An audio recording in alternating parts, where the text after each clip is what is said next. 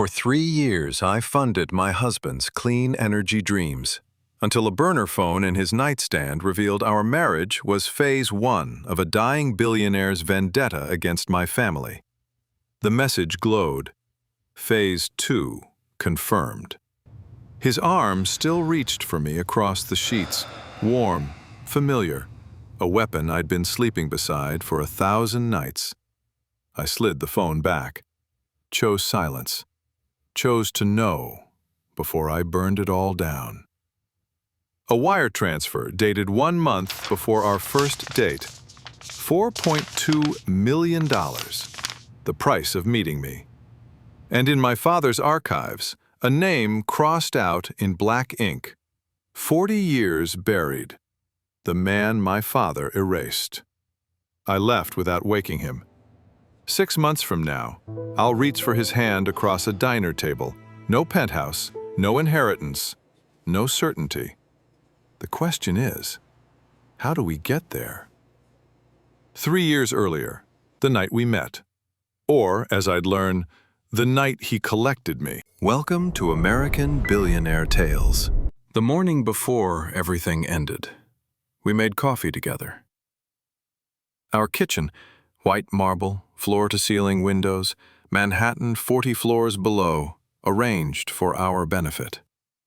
Evander stood at the espresso machine in gray joggers and a worn MIT t-shirt, the one with the hole near the collar that I'd tried to throw away twice. He'd rescued it both times. "It's comfortable," he'd said. "Stop trying to make me respectable." I loved him for that shirt, for the way he refused to become what my world expected, for the way he looked at me over his shoulder now. Gray-green eyes, soft with sleep, stubble darker than usual, and said, "You're staring." "I'm admiring." "Same thing." He handed me my cup. Our fingers touched. 3 years, and the voltage hadn't faded. My father's text arrived like it always did, commanding, never asking. Board meeting, Thursday.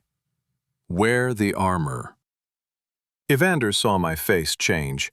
His hand found my shoulder, warm and steady. "You don't have to be who they made you." I looked at him. At this man who'd built a clean energy company from nothing, who'd never asked about my inheritance, who'd proposed with a ring that cost less than my monthly parking, who saw the girl behind the name and chose her anyway. I know. I didn't know anything. Not yet. He kissed my forehead, grabbed his jacket, headed for the door. "Dinner at 8? I'll cook. You'll order Thai and put it on plates." Plating is a skill. The door closed. I stood alone in that marble kitchen, coffee cooling in my hands, wearing silk pajamas that cost more than his first car. The Beaumont heir, playing house with a man who made her feel human. I should have noticed it then, the way he'd glanced at his nightstand before he left, the way his jacket pocket sat heavier than usual. But I was. Still living in the version of the story where I got to be happy. I woke at 2 a.m. with a headache, the kind that sits behind your eyes and won't let go. Rain on the windows. Manhattan smeared into light below. Evander slept beside me, breathing slow and even, one arm draped across my waist. I didn't want to wake him. Not for something as ordinary as ibuprofen. I reached across him, toward his nightstand. The drawer slid open.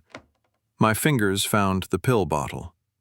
And beneath it, something cold. Glass. The shape of a phone I'd never seen before. I pulled it out. Black, no case, prepaid. The screen lit at my touch. Phase 2 confirmed. Filing moves forward in 72 hours. Sender, Montrose. I read it 3 times. 4. The letters stayed where they were. My husband stirred. made a small sound in his sleep.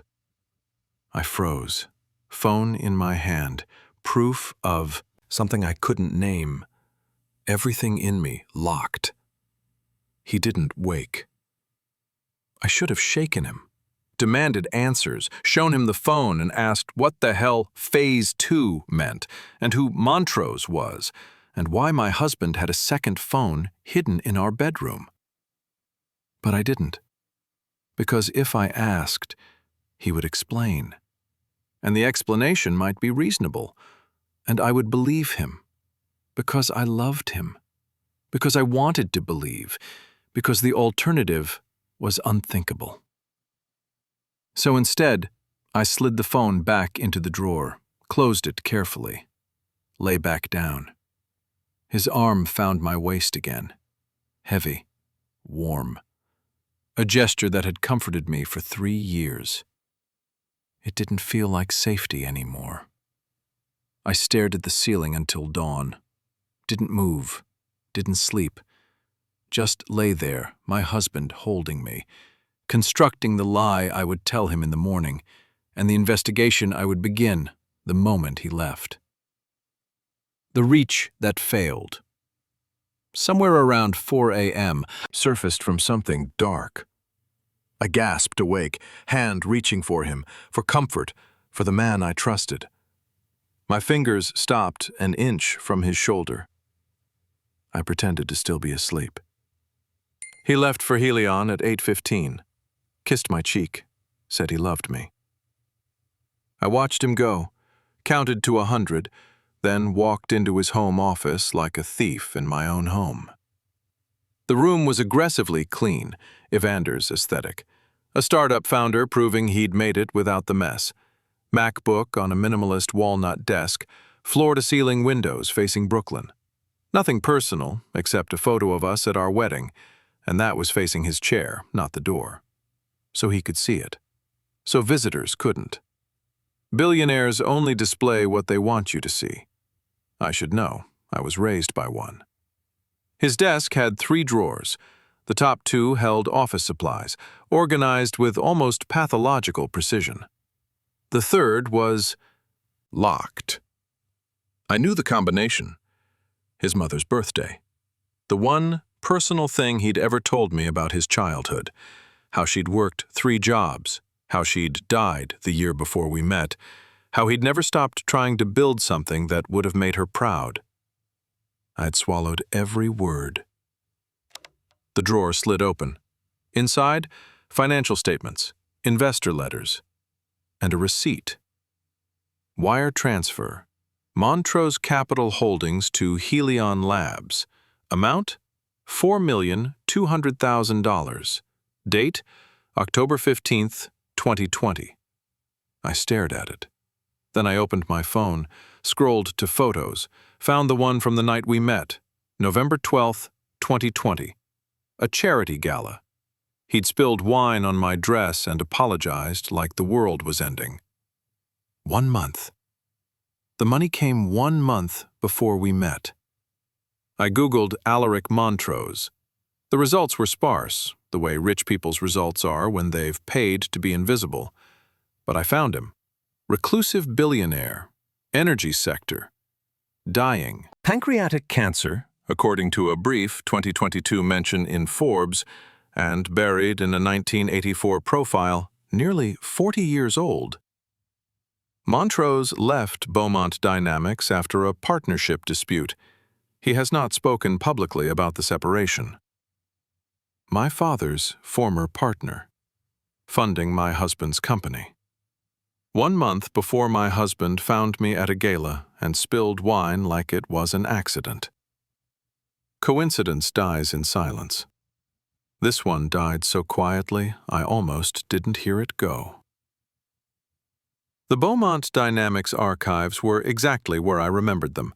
Basement level, behind a security door that read my fingerprint like a confession. I told myself I was looking for clarity. I was looking for absolution. The room smelled like old paper and sealed verdicts. Filing cabinets lined the walls. 50 years of contracts, patents, the paper skeleton of my family's empire. I'd been down here once, as a child, when my father wanted to show me what he'd built. "All of this," he'd said, "will be yours to protect." He never said what it cost. I pulled the 1984 patents, the founding documents, the filings that launched Beaumont Dynamics from a garage in Westchester to the glass tower I was standing in. The cover page listed two co-inventors, Graham Beaumont and A. Montrose. Except Montrose's name had been crossed out. Black ink, decisive, permanent. And beside the correction, handwritten initials, G.B. My father's handwriting. My father's hand. I photographed everything. My hands shook so badly the first two shots were blurred. In the elevator going up, I called him. "Leora," his voice commanding, never questioning. "I was just about to call. The board meeting. Who was Alaric Montrose?" Silence. The kind that has weight. "Nobody important? Why, do you ask?" I'd never heard my father lie before. Not directly. Not like this. "Just came across the name. Old files." "Don't dig in old files. Nothing good lives there." He hung up. I stood in the elevator as it rose through 40 floors of a company built on a stolen name, a crossed-out partner, a 40 years silence. And I made a decision. I wouldn't confront Evander. I wouldn't call my father again. I would go to the source, the dying man who'd been erased, the one who'd funded my husband as the first move in a game I was only beginning to understand. I booked a car to Hudson Valley. Told Evander I was visiting a college friend. The first lie I'd ever told him. By then, I'd lost count of how many he might have told me. The investigation was active. The marriage was a crime scene, and I was driving toward the man who'd built the weapon. I didn't know if I was hunting for the truth, or for permission to stop hoping. In the rear view, Manhattan shrank to glass and ego. The penthouse, the name, the life I'd thought I'd earned, all of it receding. I didn't know yet that the road ahead led to a diner in Vermont, to a Formica table and two people with nothing left but each other. I only knew I couldn't stop driving. The Montrose estate looked like grief made architectural. Stone walls, old-growth trees pressing close, ivy climbing toward windows that hadn't been cleaned in months. The kind of decay that happens when someone stops caring whether things look maintained, because they know they won't be around to see them crumble. I'd expected a fortress. This was closer to a hospice. A woman in nurse's scrubs met me at the door. "Mrs. Croft?" She said my married name like a question. "He's been expecting you." Of course he had. The puppet master always knows when the strings start pulling back. She led me through halls lined with dust-covered portraits and into a library that smelled like old leather and slow dying. Floor-to-ceiling windows overlooking grounds that had once been manicured, now wild. Medical equipment tucked discreetly behind antique furniture.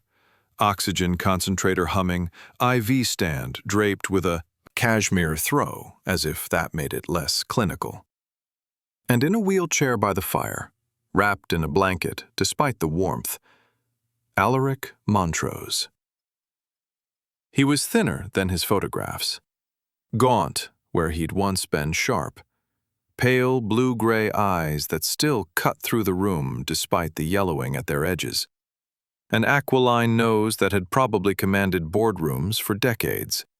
Silver-white hair swept back from a forehead mapped with age. The oxygen cannula across his face was nearly invisible, a small vanity in a body that was surrendering everything else. He studied me, The way you study a card you didn't expect to see played. Leora. Not Mrs. Croft. My name. You have your father's jaw, but your mother's eyes, I think. She was kinder than he deserved. You knew my mother? I knew everyone in your father's life, before he decided I wasn't worth knowing. I didn't sit.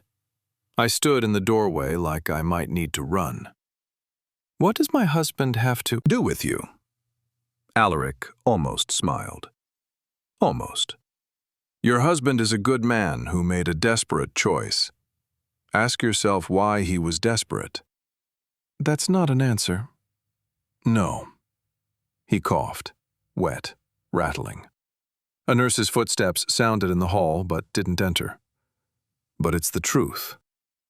Evander came to me 5 years ago, broke, brilliant, burning with the kind of rage that only comes from watching the system crush people who look like your parents. He wanted funding? He wanted justice. I wanted acknowledgement. We found common ground.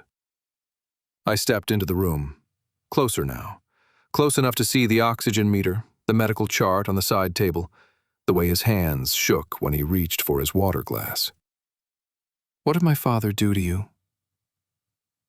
Alaric set the glass down, looked at me with those pale eyes, not cruel, not scheming, just tired.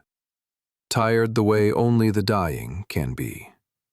He took 40 years from me, the patents, the company, the future I was supposed to build.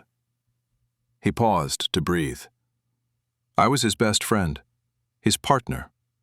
I stood beside him at his first wedding, and when Beaumont Dynamics was ready to become something real, he pushed me out, erased my name, told the world he'd built it alone. The crossed-out name. You've seen it. Not a question. Good. Then you know I'm not lying. What are you taking back? He met my eyes. The chess player again, calculating whether to reveal his next move. Your father took 40 years from me. I'm only taking 3 from him. 3 years of his daughter's life. 3 years of watching his legacy marry the man I chose. 3 years of knowing that when the truth comes out, and it will, the Beaumont name will finally carry the stain it's always deserved. And Evander? What happens to him when this is over? That depends on Evander. I should have hated him. This dying man in his decaying mansion, pulling strings that had wrapped around my marriage, my family, my life. But I looked at him, really looked, at the oxygen tank that bought him hours, at the hands that trembled, at the grief carved into every line of his face. And I saw something I hadn't expected. Not villainy, just 40 years of wound, finally bleeding out. Why are you telling me this? Because you came to ask. He leaned back, exhausted by the effort of truth. And because I'm dying, Mrs. Croft. The lying years are over. I left without looking back. The gravel crunched under my heels. The nurse watched from a window. In the car, I sat for 10 minutes before I could turn the key. My hands wouldn't stop shaking. I'd come looking for a monster. I'd found a man my father had created. The penthouse smelled like garlic and regret. Evander was in the kitchen when I walked in, sleeves rolled to his forearms, that stubborn section of dark hair falling across his forehead, moving between cutting board and stove like cooking was meditation. He did this when he was anxious, filled silence with process. He looked up. Those gray-green eyes. I used to call them Atlantic weather. Now I wondered if I'd ever seen them clearly. Hey. He wiped his hands on a towel. How was Sarah? Sarah. My fictional college friend. The first lie I'd ever told him. Good. She's good. I set my bag down, hung my coat. Each motion careful, deliberate, the movements of someone measuring every step in her own house. "You're quiet." He was watching me now. "Everything okay?" "Work stress." The second lie. They came easier than I expected. "The IPO timeline is aggressive."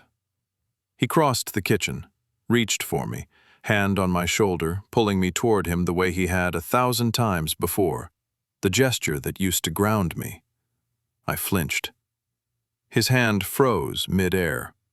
I watched his face cycle through confusion, hurt, calculation, all in the space of a breath. He'd felt it. The withdrawal. The wall. "Leora, talk to me." I should have. Right then. Should have shown him the photographs, demanded the truth, let the explosion happen and dealt with the aftermath. Instead, I smiled, performed, became the heir my father raised me to be, armored and impenetrable and absolutely empty. "I'm just tired. Long drive." He didn't believe me. I saw it in the way his jaw tightened, that tell I'd learned to read over 3 years of marriage, the muscle that flexed when he was holding something back. We ate dinner in near silence. The garlic was perfect. The wine was expensive. The conversation was obituary polite. Weather, headlines, anything that didn't matter. Every bite tasted like cardboard in my mouth. Later, in bed, he reached for me again. His hand on my waist, the same spot where his arm had lain, across me the night I found the phone. The gesture that used to mean safety. I turned away. "I'm just tired." He went still. I felt the space between our bodies, 6 inches that might as well have been a continent. His breathing shifted. Mine didn't slow until I heard him fall asleep. 3 years of sharing this bed. 3 years of reaching for each other in the dark. And now I lay there counting his breaths, my wedding ring catching the city light through the windows, wondering if any of it had ever been real. The reaching that failed. His this time. He moved toward me and I didn't move back. The gap between our bodies felt like something that would never close. Somewhere around midnight, I realized I was crying. Silent. Careful, making sure he didn't wake. The loneliest kind of grief. Mourning someone who's lying right beside you. Thursday. Board meeting. Wear the armor. I dressed in navy, structured blazer, silk blouse, the diamond studs my grandmother left me. The uniform of a Beaumont heir. The costume of a woman who belongs in rooms lined with oil portraits of men who'd built things on names they'd crossed out. The Beaumont Dynamics boardroom took up half the 40th floor. Mahogany table long enough to land a plane. Floor-to-ceiling windows framing Manhattan like it was ours to divide. 12 leather chairs occupied by men who'd known my father for decades. Old money, old power, old lies. And at the head of the table, Graham Beaumont, 71 years old, iron gray hair swept back perfectly, dark brown eyes that had never in my entire life looked at me like I was anything but an extension of his legacy. My father. The thief. I presented quarterly projections on autopilot, clean energy investments, sustainability initiatives, the future of Beaumont Dynamics, curated and polished for men who wanted to hear that their money was making the world better while they got richer. Excellent work, Leora. Board member voice, interchangeable, approving. The Beaumont legacy is in good hands. The Beaumont legacy. I thought of Alaric's trembling hands, his oxygen tank, the name crossed out in black ink, initialed by the man smiling at me from the head of the table. After the meeting, Graham caught my arm in the hallway. His grip was firm, commanding, never asking. The touch of a man who expected the world to arrange itself around his preferences.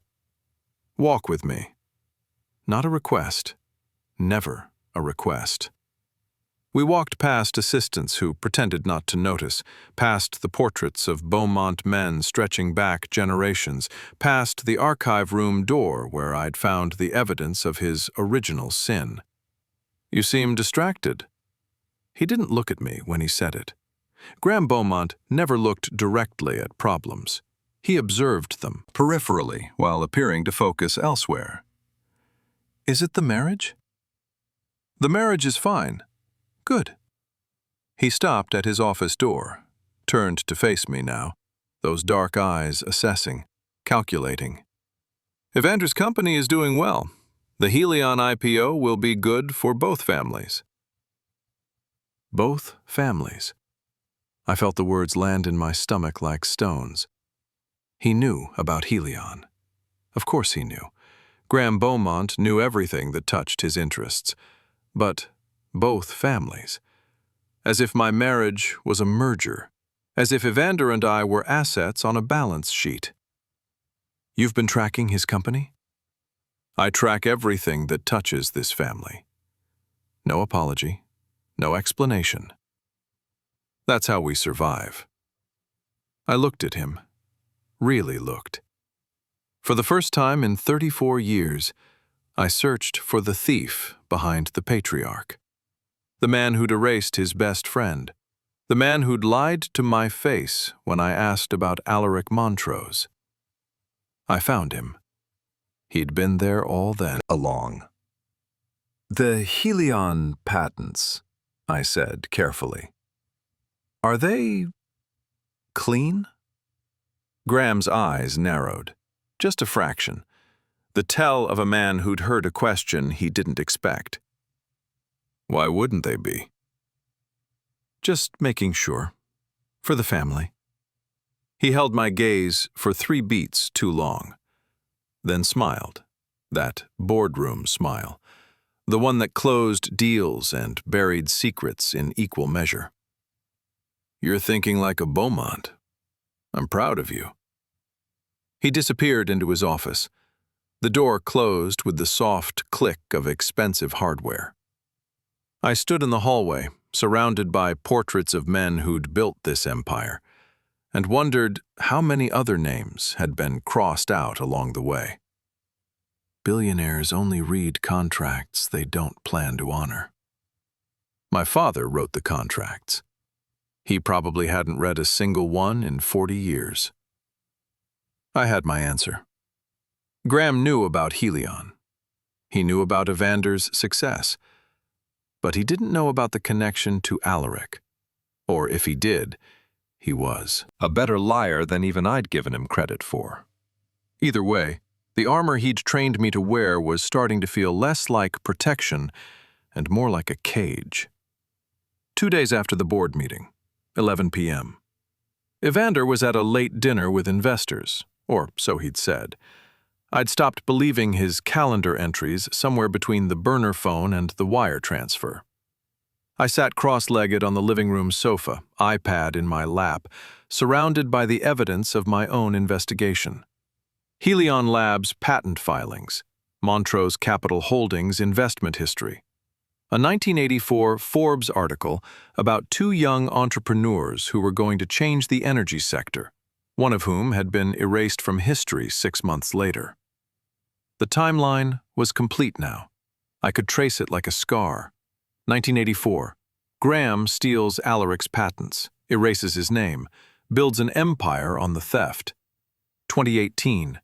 Alaric, dying, finds Evander, broke, brilliant, burning with rage at a system that crushed people like his mother. 2020. $4.2 million flows from Montrose Capital to Helion Labs. 1 month later, Evander accidentally spills wine on my dress at a charity gala. 2020-21. We marry. The weapon is in place. 2023. Phase 2. The filing. The 72-hour timeline I still didn't fully understand. I was going to confront him, tonight when he came home. I'd practiced the words in my head for hours, cold, controlled, the way a Beaumont delivers devastating news without flinching. I know about Alaric. I know about the money. I know what our marriage really is. The door opened. Evander walked in. But not the Evander I expected. Not the polished startup CEO, the charming husband, the man who'd kissed my forehead 3 years ago and promised forever. This Evander was rumpled. Tie loosened, top button undone. The stubble on his jaw darker than usual, like he'd forgotten to shave. He'd been drinking, not drunk, but loosened, the edges worn down. He saw me on the sofa, saw the iPad, saw the documents spread across the coffee table. And he didn't ask what I was doing. He walked past me to the bar cart, poured himself 2 fingers of whiskey, drank it in one motion, poured another. Then he sat across from me, the marble coffee table between us like a negotiating table, like a battlefield. "You went to see him." His voice was flat, tired. "Alaric?" I went cold. Every rehearsed word scattered. "How?" He told me. Evander's gray-green eyes met mine, and for the first time in days, he wasn't hiding. He wasn't performing. He was just there. Raw. He called the morning after you left his estate, said my wife was asking questions. "And you didn't say anything?" I was waiting. He set his glass down. His wedding ring clinked against the crystal. "Waiting to see if you'd ask me directly. Waiting to see if—" He stopped, ran his hand through his hair, that gesture I'd always found endearing, the one that meant he was frustrated, overwhelmed, out of his depth. "If what?" He looked at me, really looked. "If you'd give me a chance to tell you myself." I waited for the lie, the deflection, the charming explanation that would make everything make sense. It didn't come. "Then tell me." He leaned back, closed his eyes, and when he opened them again, something had shifted, some wall coming down, some last defense surrendering. Okay. But you have to understand, when this started, I wasn't the man you married. I was someone else. Someone who thought rage was the same as justice. He was going to tell me. Not because I'd caught him, not because Alaric had forced his hand, but because he'd decided, somewhere in the 2 days since my visit, that the performance was over. I wasn't ready. I'd prepared for a liar. Not this. He told me everything. Not pieces, not half-truths dressed as honesty. Everything. 5 years ago, I was broke. His voice was steady, the steadiness of someone who's rehearsed this moment in his head 1,000 times. Not charming broke, not struggling entrepreneur broke. I mean, sleeping in my car broke. Eating 1 meal a day broke. Watching my mother's medical bills pile up until there was nothing left to bury her with. He paused, swallowed. I had a company. I had patents. I had ideas that could have changed the energy sector, real change, not the greenwashing your father sells. But I didn't have money. And in this world, ideas without money are just noise. Then Alaric found me. He'd been watching me for months, tracking every startup founder under 40 who'd been screwed by the system, looking for someone angry enough to do what he couldn't do himself. Evander's hands found each other, twisted together, someone with nothing left to lose. He told me about your father, about the patents. about how Graham Beaumont had stolen everything Alaric built and rewritten history to make himself the genius inventor. He showed me the documents, the crossed-out name, the legal agreements that somehow made theft look like partnership dissolution. And you believed him? I verified it. His eyes met mine, gray-green and burning. I spent 6 months verifying it. Your father is a thief, Leora. He stole foundational patents from his best friend and built a $40 billion empire on that theft. And he's never faced a single consequence. I couldn't argue. I'd seen the crossed-out name myself. Alaric offered me funding. $4.2 million to start Helion Labs. But there was a condition. He stopped.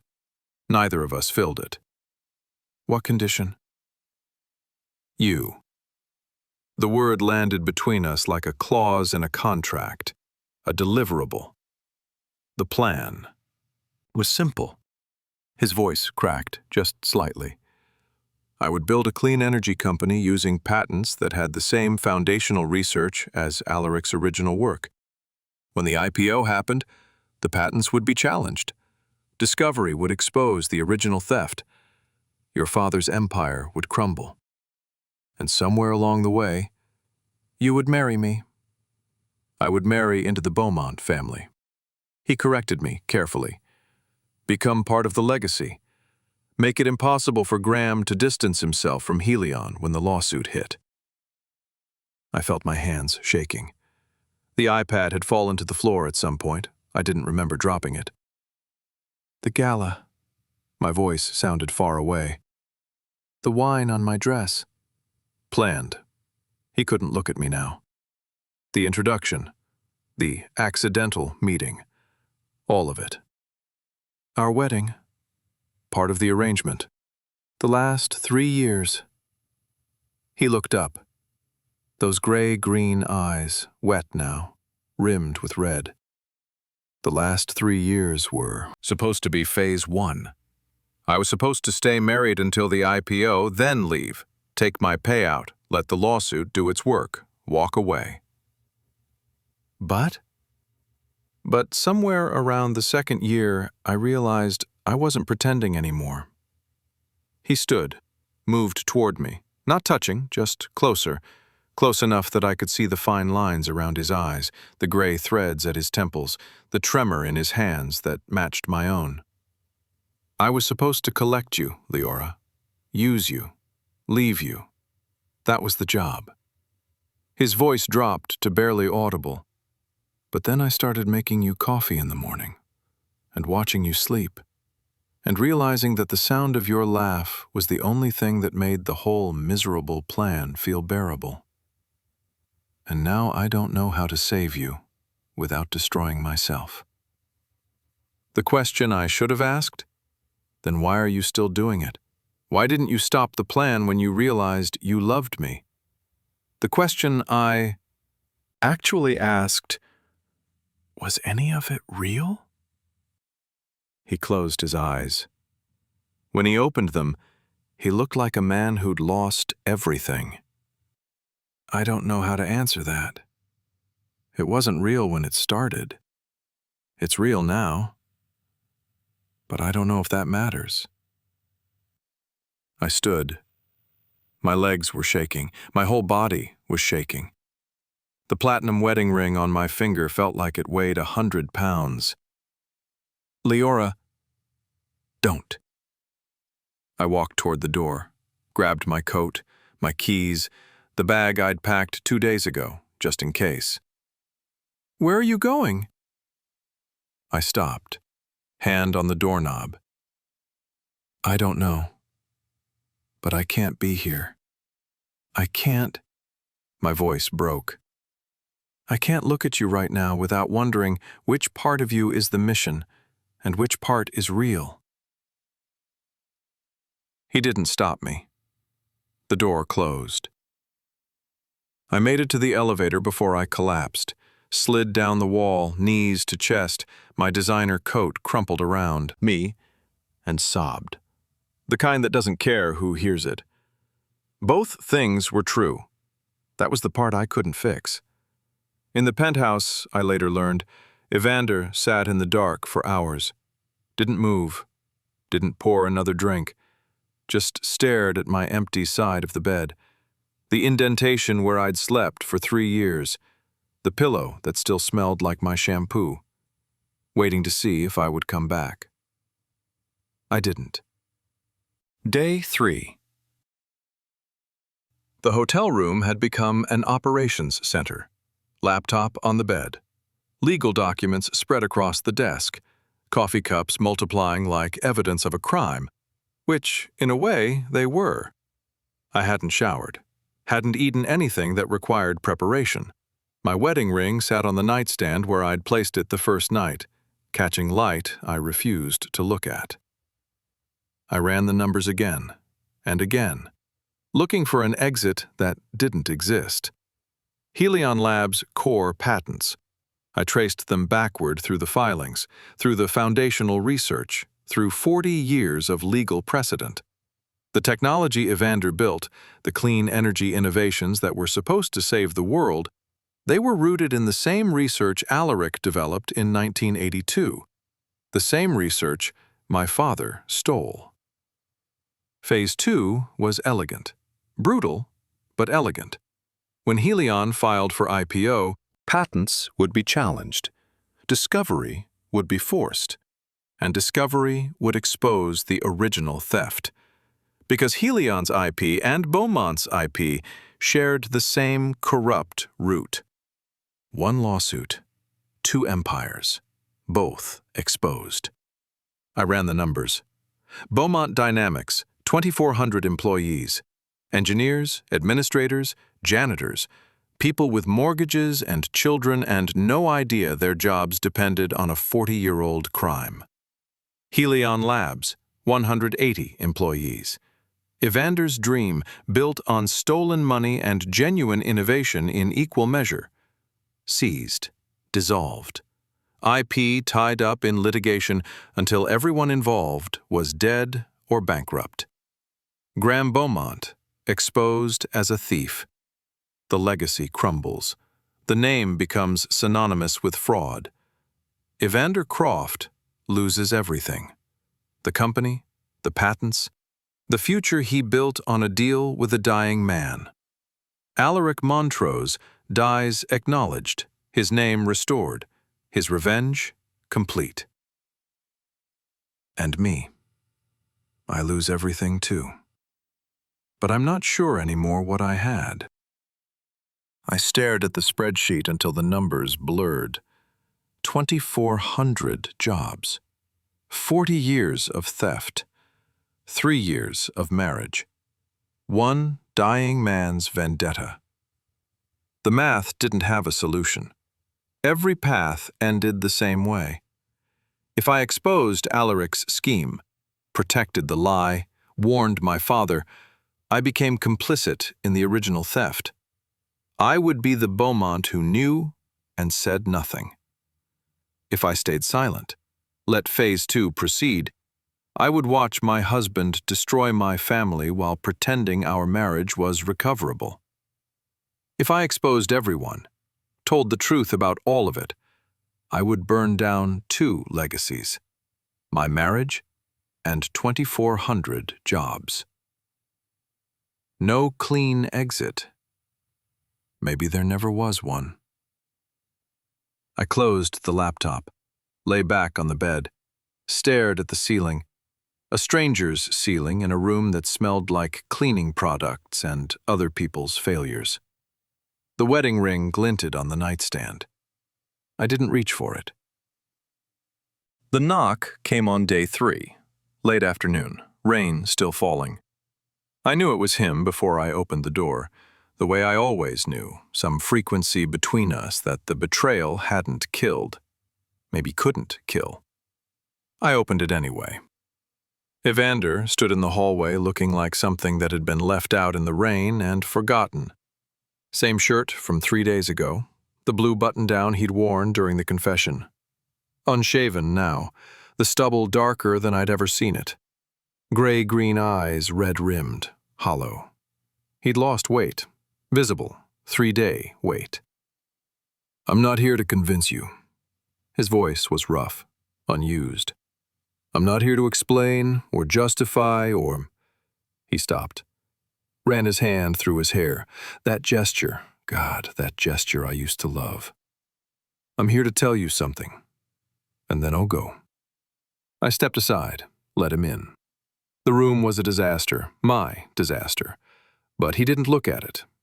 He only looked at me. "Whatever you decide," he said, "I'll take the fall." "What?" "I'll confess. To the SEC, to the board, to whoever you need me to confess to." He wasn't performing now. No charm, no calculation. Just a man standing in wreckage he'd helped create. "I'll say you didn't know. I'll say I married you under false pretenses and you're the victim of a fraud. You'll go to prison. Probably. You'll lose Helion. Everything you built." "I know." I stared at him, searching for the angle, the mission, the manipulation dressed as sacrifice. "Why?" He took a step closer, not touching, just closer. "Because I love you. And I'm done making you carry this." The words hung in the air between us. Words I'd wanted to hear for 3 years, proof that I was chosen, that I was loved for myself. And now that I had them, I couldn't trust them. But I also couldn't look away. He moved closer. I didn't step back.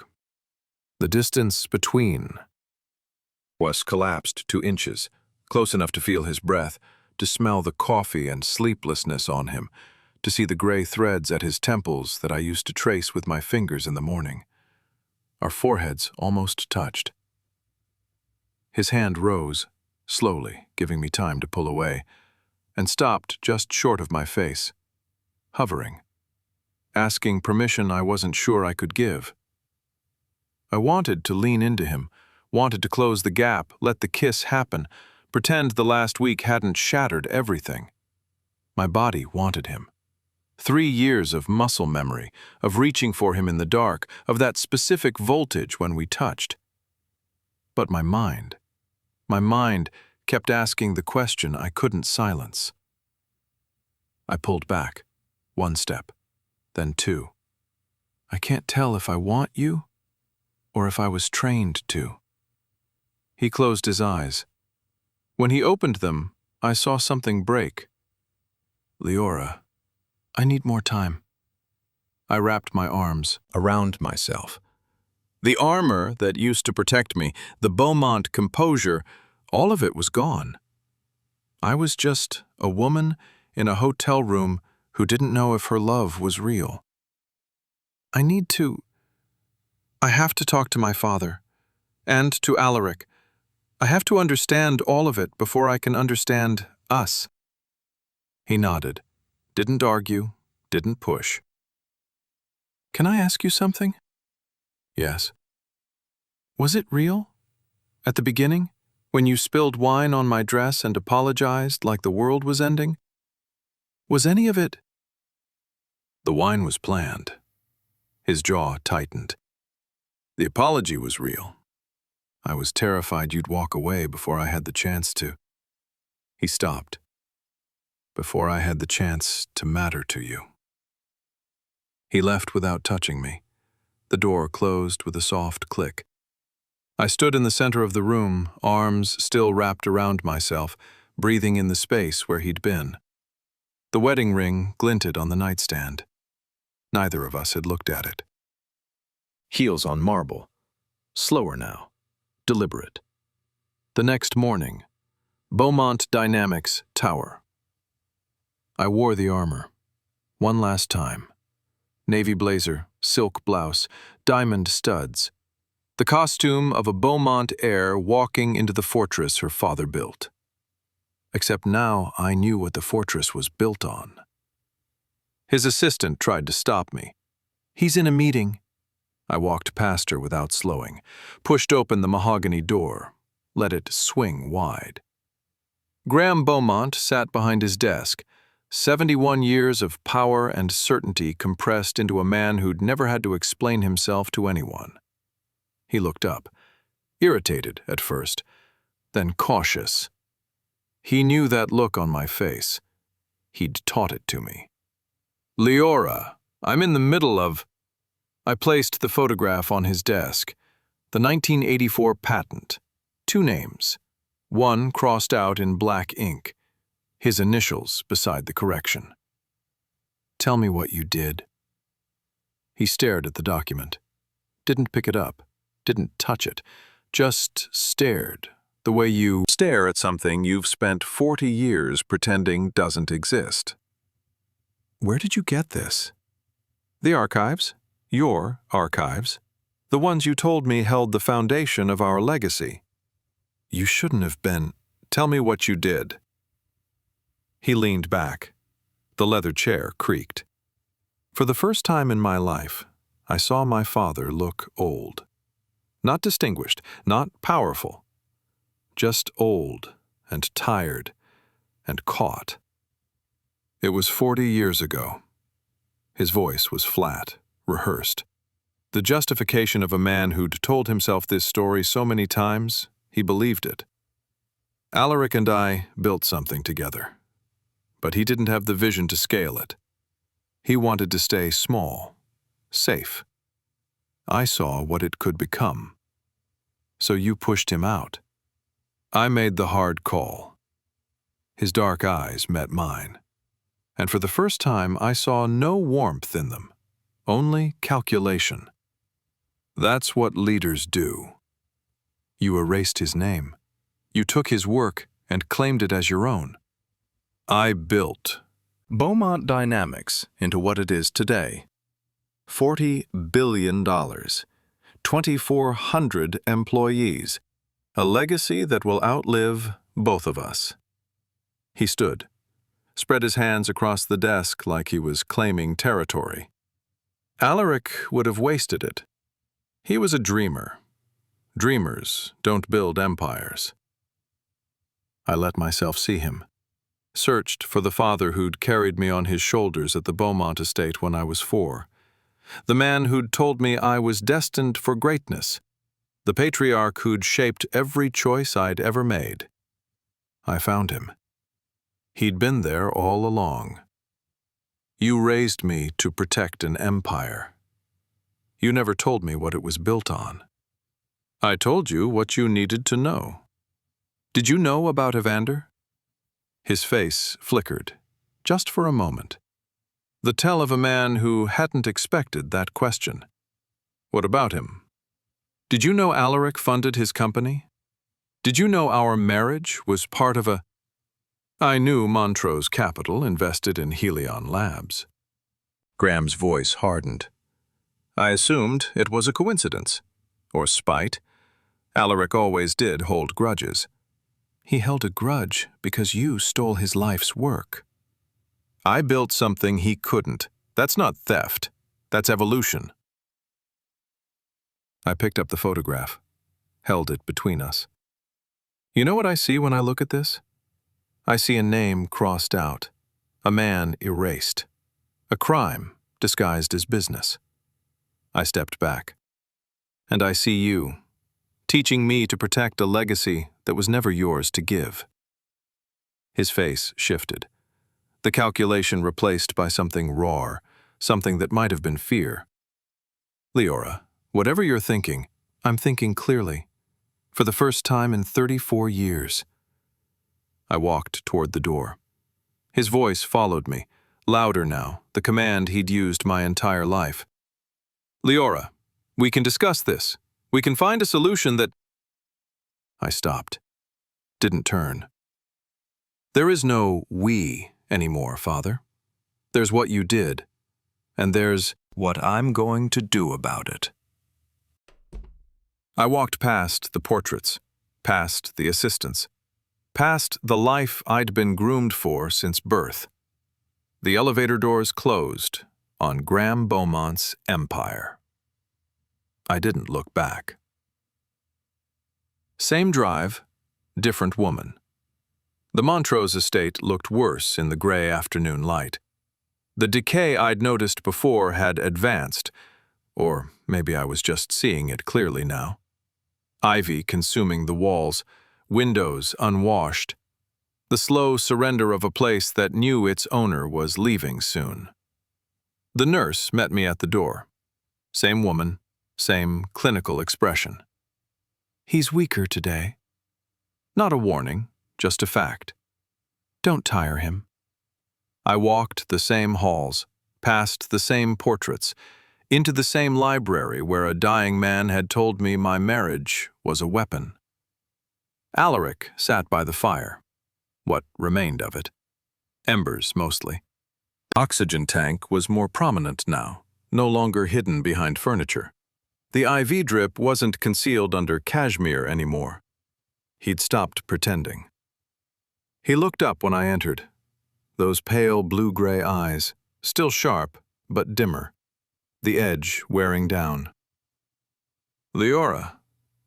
Not surprised. Never surprised. "You've been busy." "I talked to my father." Ah. The ghost of a smile. "And how is Graham?" "Exactly who you said he was." He nodded. Slowly. The effort visible. "You were right." I moved closer, standing now where I'd stood before, but differently. Not as supplicant, not as investigator, as something else. "He stole from you. He erased your name. He built an empire on your work and told the world he'd done it alone." Alaric's eyes softened, just slightly. Finally, acknowledgement. From a Beaumont. The thing he'd waited 40 years to hear. "But..." His eyes sharpened again. "But you're not taking it back." I stepped closer, close enough to see the tremor in his hands, the yellow at the edges of his eyes, the medical monitors blinking in my peripheral vision. "You're burning it down. 2,400 employees who have nothing to do with what my father did.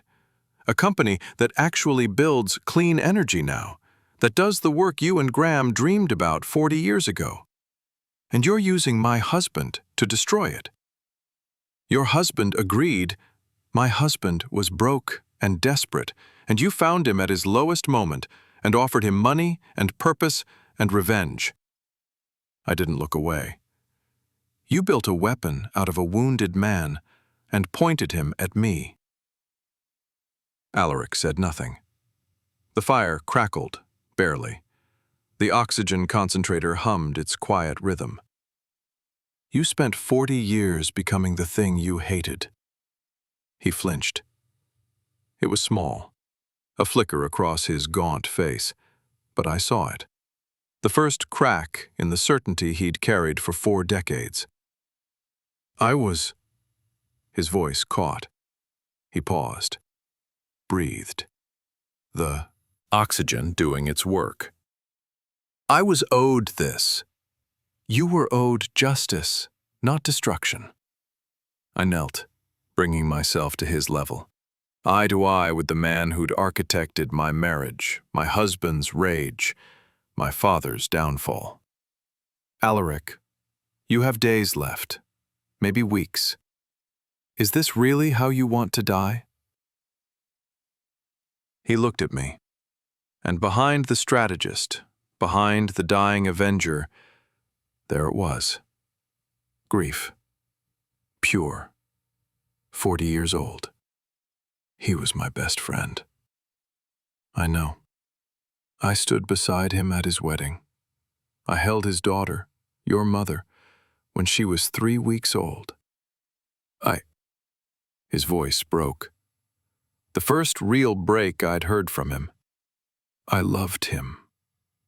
And he threw me away like I was nothing. "I'm sorry." "You didn't do it." "No.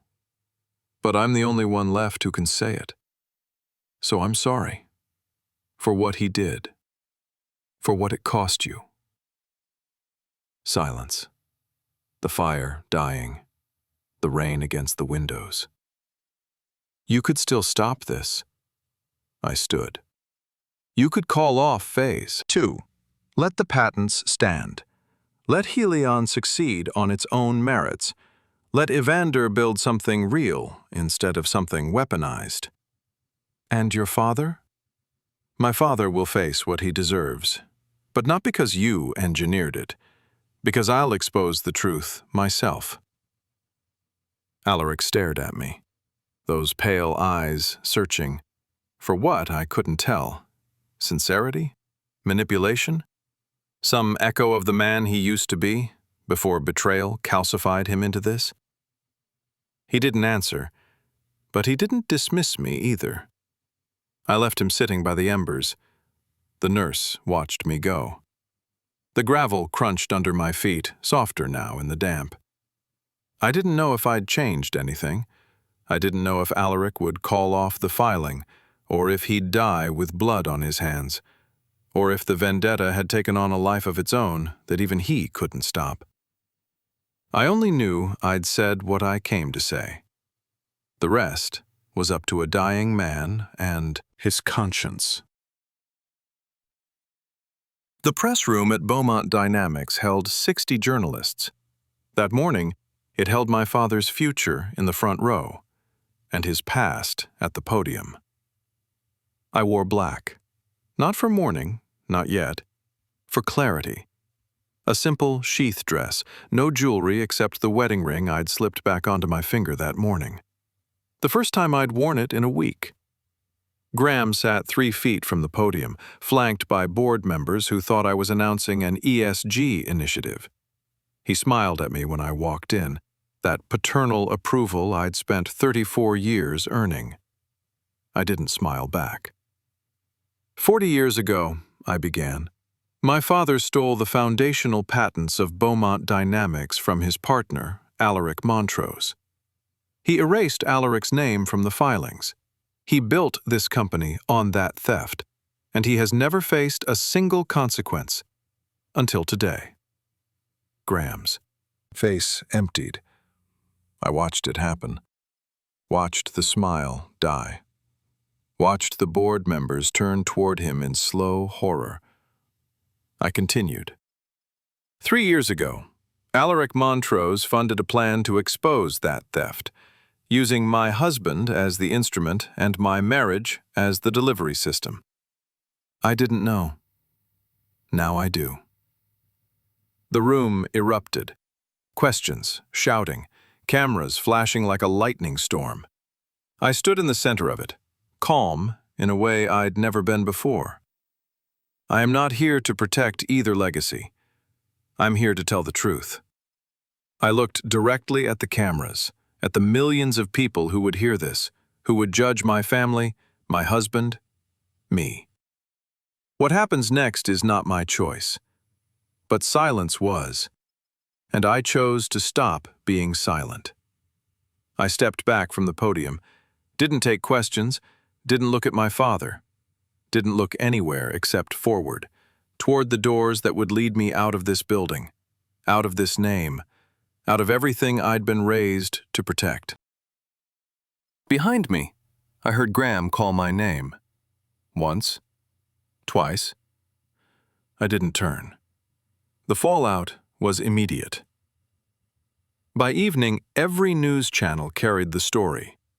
Beaumont dynasty built on stolen patents. I watched from my hotel room, the last hour I'd spend there, as the empire my father built collapsed in real time. Stock plummeting, board members resigning, lawyers circling like sharks. Graham Beaumont resigned before midnight. Didn't call me, didn't text.